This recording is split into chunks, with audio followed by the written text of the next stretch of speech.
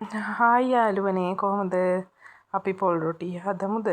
පොල් රොටි හදන්න හැමෝම දන්නවා ඉතින්. දන්න වුණාට මේ එකම විදියට හදන්න නැතුව මෙන්න මේ විදියට try කරලා බලන්නකෝ.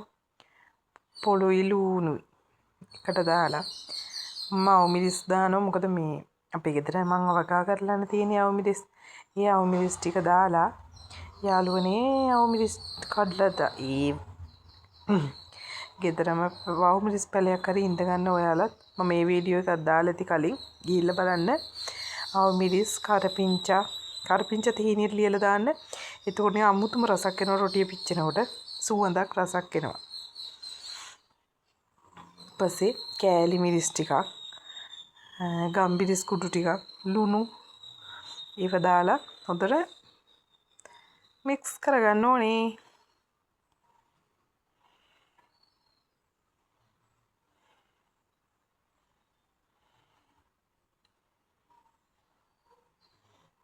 ඒ විදිහට මික්ස් කරගත්තට පස්සේ යාළුවනේ පාන් පිටි ටික එකතු කරගමු.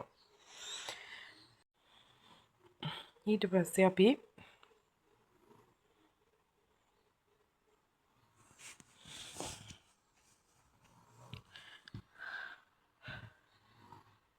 වතුර ටික ටික දාලා පිටි ටික අනා ගන්න හැමෝම දන්නවනේ. එනකොට මේ රොටිය හිතන්න එපා මේ කියන්නේ ගුණදායක අතින් උනත් මේ නිකන් රොටිය කනවට වැඩිය මේක ලුණු කරපිංචා කියන්නේ ගොඩක් ඇඟට ශරීරයට හොඳයි.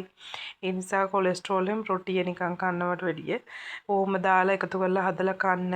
මොකද දරුවෝ ළමයිට උනත් හරි ආසයි ඒවලු. මොකද මේ හැමදාම එක විදියට කන්න ආස නැහැනේ කවුරු. ඒ නිසා යාළුවනේ මම මේ කියලා දුන්න විදියට පොල් රොටිය හදලා බලන්නකෝ. පට්ටම රසයි.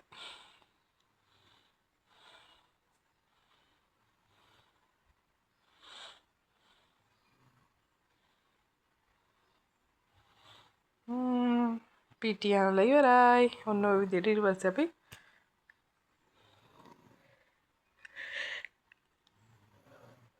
පිටි ටික බෝල කරගමු.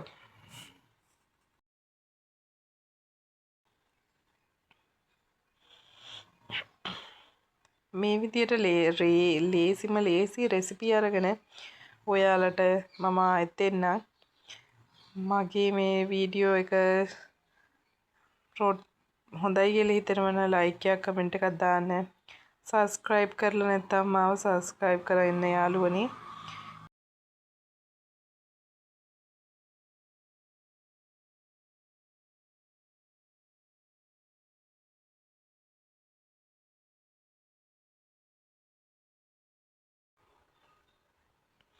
මේ විදියට රොටි ටික ඔක්කොම හදාගෙන අපි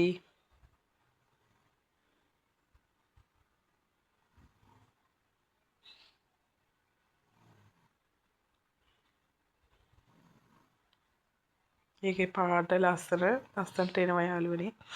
ඒ නිසා අපි තේ එකකුත් හදාගෙන මේක try කරලා බලමු.